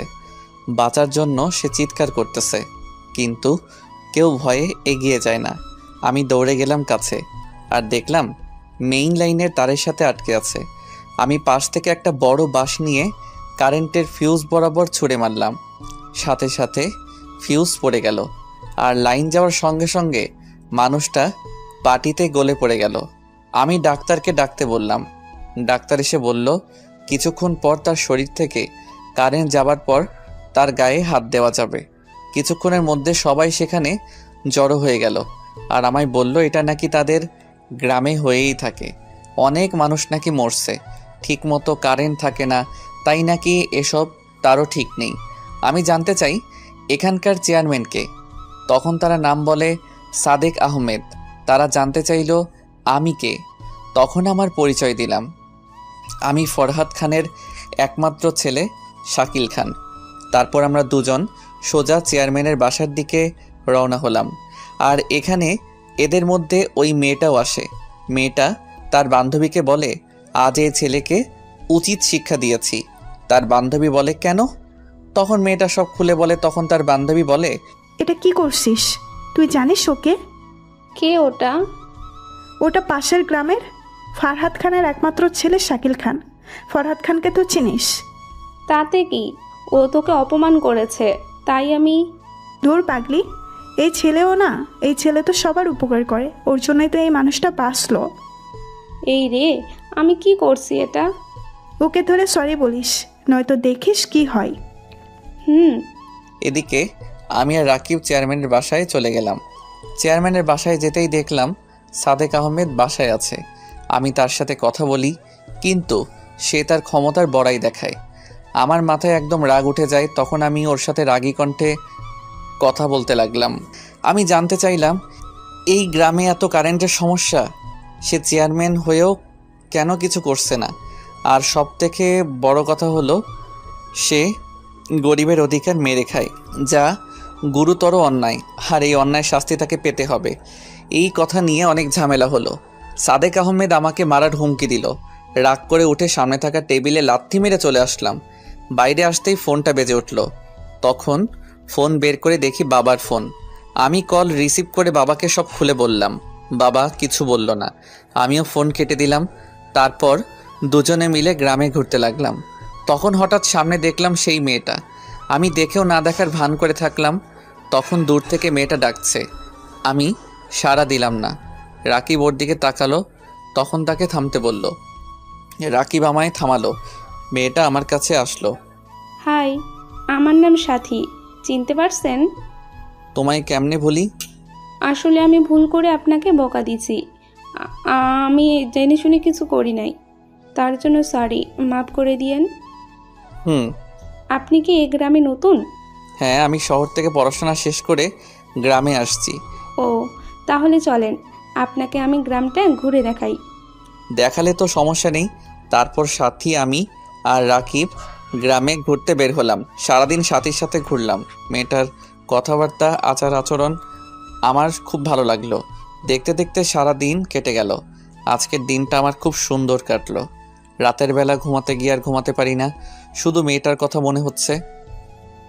কত সুন্দর মেয়েটা! সে যদি আমার মনের মানুষ হয় তাহলে কতই না সুন্দর হয়। খাট থেকে উঠে বাইরে আসলাম। বাইরে এসে দেখি আম্মু, চাচি আর দাদি বাইরে বসে আছে। আমায় দেখে দাদি জিজ্ঞেস করলো, কি হয়েছে? আমি কিছু না বলে দাদির কোলে মাথা দিয়ে শুয়ে পড়লাম। পরের দিন আবার সেই গ্রামে চলে গেলাম আর সাথীর সাথে দেখা করলাম, কথা বললাম। আস্তে আস্তে আমাদের সম্পর্ক মজবুত হতে লাগলো। একদিন হঠাৎ করে সব উলটপালট হয়ে গেল। আমি সেই দিন সকালে উঠে সাথীর কাছে যাচ্ছিলাম। তখন রাস্তায় সাদেক আহমেদের লোকেরা আমায় আক্রমণ করে। আমি তাদের সাথে মারামারি করছিলাম। ঠিক এমন সময় সাদেক আহমেদ পিছন থেকে এসে আমার মাথায় জোরে আঘাত করে। আমি মাথা ধরে মাটিতে পড়ে গেলাম। এদিকে আমার এমন ঘটনা গ্রামের এক লোক দেখতে পেয়ে আমার বাবার কাছে ফোন করে। খবর পেয়ে আমার বাবা লোকজন নিয়ে চলে আসে। আর বাবা আসার আগেই আমি অজ্ঞান হয়ে যাই। জ্ঞান ফেরার পর দেখি আমি হাসপাতালে আছি। দুদিন পর আমায় বাসায় নিয়ে আসে। এরই মধ্যে বাবা চারদিকে লোক ছড়িয়ে দিয়ে সাদেক আহমেদকে খুঁজে বের করে নিয়ে আসে আর গ্রামের সবার সামনে তাকে শাস্তি দেয়। সাদেক আহমেদ এমন শাস্তি পেয়ে খুব রেগে যায় আর তার মাঝে প্রতিশোধের আগুন জ্বলে ওঠে, যেটা আমরা কেউ জানতাম না। আমরা ভাবি হয়তো সে ভালো হয়ে যাবে, তাই আবার আগের মতো সবাই হাসি খুশি হয়ে চলতে লাগে। আমার মাথায় আঘাত লাগার কারণে কিছুদিন রেস্টে থাকতে বলে। সাথী আমায় না দেখে আর থাকতে পারছিল না, তাই সে আমার বাসায় চলে আসে চাকরের কথা বলে। কিন্তু রাকিব চিনে ফেলে। সাথী সোজা আমার কাছে আসে। তখন আমি ঘুমিয়েছিলাম। কপালে কিছু একটা স্পর্শ পেয়ে ঘুম ছুটে গেল। তাকিয়ে দেখি সাথী দাঁড়িয়ে আছে। সঙ্গে সঙ্গে আমার মুখ ধরে নিল। সব কিছু বুঝে ওঠার পর আমার মুখ ছাড়লো। সাথী, তুমি? তোমার কথা শোনার পর থেকে আমি আর থাকতে পারছিলাম না। আব্বু আম্মু আসতে দেয় নাই, তাই আমি খাওয়া ছেড়ে দেই। কি করে খেতাম বলো? তুমি কেমন আছো, খাচ্ছ কি না? আরে পাগলি, আমার কিচ্ছু হয় নাই। আমার এমন অবস্থা দেখে আব্বু আম্মু আমায় আর আটকায় নাই। বাবা কিছু বলে নাই? আমি চাকরানির পরিচয় দিয়ে আসছি। সর্বনাশ, আমার বাবা এতটাও বোকা নয়। তোমার ব্যাপারে সমস্ত খোঁজ নিয়ে তারপর তোমায় ধরবে। আমি বলে শেষ করতেই দরজায় বাবার কথার আওয়াজ আসলো। আজকে আমার বাসায় একটা কাজের মেয়ে আসছে, জানি না কি কাজ করতে আসছে। তাকিয়ে দেখি বাড়ির সবাই বাবার সাথে সাথে আমার ঘরে চলে আসলো। আমি তো শেষ। সাথী লজ্জা আর ভয় একসাথে পেয়ে গেছে। কি করবে ভেবে না পেয়ে লাফিয়ে গিয়ে বাবার পা ধরতে লাগলো। তখন বাবা তাকে ধরে নিল। আরে মা, কি করছো? আঙ্কেল, আমার ভুল হয়ে গেছে। আচ্ছা, এটা বলো, এই রুগীটা তোমার কে? না মানে এই রুগীর জন্য তো তুমি 7 সমুদ্র পাড়ি দিছো। আসলে বাবা, তুমি চুপ করো। আঙ্কেল, আমি শাকিলকে খুব ভালোবাসি। এই কথা বলে সাথী কেঁদে দিল। বাবা নিজ হাতে সাথীর চোখের পানি মুছে দিল। আরে মা, কাঁদছো কেন? তুমি তো কোনো পাপ করো নাই। তাছাড়া এই বাদরকে শায়েস্তা করার জন্য তোমার মতো একজনকে খুব আমি খুঁজেছিলাম, কিন্তু তুমি আমার কাজ তো নিজেই করে দিয়েছো। এখন চুপ করে আছো। আরে মা, আমি কথা দিলাম তুমি আমার ছেলের বউ হবা। এই কথা শুনে সবাই খুশি হলো।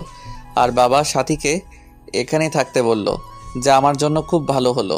এভাবে কয়দিন কেটে গেল, কিন্তু বিপদ আমাদেরকে ছাড়লো না। শহর থেকে বাবার বন্ধু গ্রামে ঘুরতে যায়, আর সে বাবার খুব ভালো বন্ধু ছিল। তার নাম মুন্না ছিল। বাবা তাকে খুব ভালোবাসতো। বাবা আর তার বন্ধু মিলে সবসময় আনন্দে থাকতো। একদিন আমরা সবাই মিলে ঘুরতে বের হলাম, আর সেই সুযোগেই সাদেক আবার হামলা করে। এবার দল ভারী ছিল না। আমি তাদের সাথে মারামারি করছিলাম। তখন পিছনে তাকিয়ে দেখি বাবার বন্ধু চাকু বের করে বাবার পেট দিয়ে চালিয়ে দিল। আমি বাবা বলে জোরে চিৎকার করলাম, কিন্তু ততক্ষণে সাদেকের লোকেরা আমায় ধরে নেয়। এরপর বাবার বন্ধু আমার মায়ের পেটে ছুরি মারে। আস্তে আস্তে আমার চোখের সামনে সবাইকে মেরে ফেলে, এমনকি তারা ছোট্ট রিমাকেও ছাড়ে নাই। বাবা পেটে হাত দিয়ে তাদের সাথে মারপিট করছিল, তখন পিছন থেকে সাদেক আমার পাশ দিয়ে ছুরি চালিয়ে দেয়। আমি আর থামতে না পেরে মাটিতে পড়ে যাই। ওরা যখন আমার বাবা মাকে মারতেছিল, তখন সাথী মাটিতে গড়তে গড়তে এসে আমায় ডাকে, কিন্তু আমার জ্ঞান তখন ফিরে না। নাকে হাত দিয়ে দেখি শ্বাস চলছে, তাই তার ওড়না দিয়ে আমার ক্ষত জায়গায় বেঁধে দিয়ে পাশে নদীতে নৌকায় করে ভাসিয়ে দেয়। সাদেক আর বাবার বন্ধু নিমেষেই আমার পরিবারকে শেষ করে দেয়। রাস্তার উপর সবার লাশ পড়ে থাকে। লোকজন জানাজানি হওয়ার পর সবাই মিলে আমার পরিবারকে মাটি দেয়, আর সেদিন থেকে সেই গ্রামটা কবরস্থান হয়ে যায়। সাদেক রাজ করতে লাগে, যাই তার বিরুদ্ধে কথা বলে তাকেই সে মেরে ফেলে। এদিকে বাবার বন্ধু মুন্না বাবার সমস্ত সম্পত্তির সকল দলিল বের করে, আর সেগুলো শহরে এসে বিক্রি করে। সে বিশাল সম্পত্তির মালিক হয়ে যায়। নিজের নাম বদলে মুন্না থেকে মামুন চৌধুরী রাখে বর্তমান। তার মানে আমার বাবা? হ্যাঁ, তোমার বাবা আমার পরিবারের সাথে বেইমানি করছে, বিশ্বাসঘাতকতা করছে। তাকে বাবা বলতেও আমার ঘৃণা হচ্ছে। তারপর আমি এক জেলের বাড়িতে উঠি। জেলেরা আমায় দেখতে পেয়ে বাসায় নিয়ে আসে, আর ডাক্তার ডেকে আমার চিকিৎসা করে। আস্তে আস্তে ভালো হয়ে উঠি। তখন আমি মনে মনে প্রতিজ্ঞা করি আমি এর প্রতিশোধ নিবই। তারপর সবার প্রথমে আমার টার্গেট হয় সাদেক। তাকে গ্রামের সকলের সামনে তার পাপের শাস্তি দেই। এরপর খবর নিয়ে জানতে পারি মুন্না এখন মামুন চৌধুরী। তাই আমি আমাদের সমস্ত সম্পত্তির আসল দলিল বের করি, আর সেগুলো নিয়ে শহরে চলে আসি। আর একে একে সবাইকে খুন করো? হ্যাঁ, কিন্তু তোমার বাবাকে খুন করলে আমার প্রতিশোধ নেওয়া হতো না। তাই তোমায় ব্যবহার করে আমি তোমাদের বাসায় ঢুকি আর নকল দলিল খুঁজে বের করি। তারপর সেগুলো আদালতে হাজির করি, কাউকে না জানিয়ে। আর আদালতে আমি জয়ী হই। তাই তোমার বাবার নামে এখন 1 টাকাও নেই। সব কোম্পানি, বাড়ি গাড়ি সব পুলিশের হাতে। কিন্তু আমার বাবা? তোমার বাবাকে পুলিশ এখন খুঁজছে আশরাফের খুনের অপরাধে আর জেল থেকে পালানোর অপরাধে ফাঁসির অর্ডার। ও, কিন্তু আমি জানি তোমার বাবা আমায় খুঁজে বের করবে, আর তার আসারই আমি অপেক্ষা করতেছি, কারণ আমি নিজেই তোমার বাবাকে লোকেশন দিয়েছি। কিন্তু কেন? মৃত্যু সবসময় তাকে ডাকে। এদিকে মামুন চৌধুরী আমার লোকেশন পেয়ে লোকজন নিয়ে সেখানে হাজির হলো, কিন্তু ততক্ষণে আমরা সেখানে নেই। মামুন চৌধুরী সেই বাড়িতে যায় আর সব জায়গায় আমাদের খুঁজে, কিন্তু পায় না। পায় শুধু একটা চিঠি। ডিয়ার মুন্না ওরফে মামুন চৌধুরী, মৃত্যু আজ তোকে এই পর্যন্ত টেনে আনছে। তুই যেভাবে আমার পরিবারকে খুন করছিস, বেইমানি করছিস, ঠিক সেইভাবে আমি বেইমানি করছি। জানি এতে কমতি হয়েছে, আর তার জন্য আমি চেয়েছিলাম তোকে আরও কঠিন মৃত্যু দিব, কিন্তু তোর মেয়ে তোকে নিজ হাতে আজ মারল। এখানে আজ তোর মরণ হবে। কেন জানিস? কারণ এই ঘরে প্রতিটা ওয়ালে টাইম বোমা সেট করা। তুই যখন চিঠিটা হাতে নিছিস তখন টাইম স্টার্ট হয়েছে। ভাবিস না এটা আমি করছি, এসব তোর নিজের মেয়ে করছে। সে চায় আমরা আর সময় নষ্ট না করে তাড়াতাড়ি সংসার শুরু করি, তাই তোর কাহিনী এখানেই শেষ করলো। বাই বাই শ্বশুর। চিঠিটা পড়া শেষ করতে বোমা ফাটার সময় হয়ে গেল, আর নিমিষেই পুরো বাড়িটা মাটির সঙ্গে মিশে গেল। এদিকে আমি আর নীলা গ্রামের উদ্দেশ্যে রওনা দিয়েছি, আর কিছুক্ষণের মধ্যে পৌঁছে গেলাম। সেখানে গিয়ে সেইখানে বাড়িতে উঠলাম। বাবা মা হয়ে উঠল সাথীর বাবা। আজ বড্ড সাথীর কথা মনে হচ্ছে, কিন্তু নীলা সাথীর অভাবটা পূরণ করে দিল। দুই গ্রামে আবার শান্তি ফিরে এলো। সাথীর বাবা মা আমাদের বাবা মা হয়ে আমাদের সাথেই থাকে। আমাদের সমস্ত সম্পত্তিতে আবার ফসল চাষ করা শুরু হলো। চারদিকে খুশির বন্যা বয়ে যেতে লাগলো। আজ বাবা মা থাকলে কতই না খুশি হতো। তাতে কি হয়েছে, নতুন বাবা মা তো আছে। প্রথম দিন আমরা আর দুই গ্রামের সমস্ত লোকেরা মিলে অনুষ্ঠান করলাম, আর অনেক মজাও করলাম।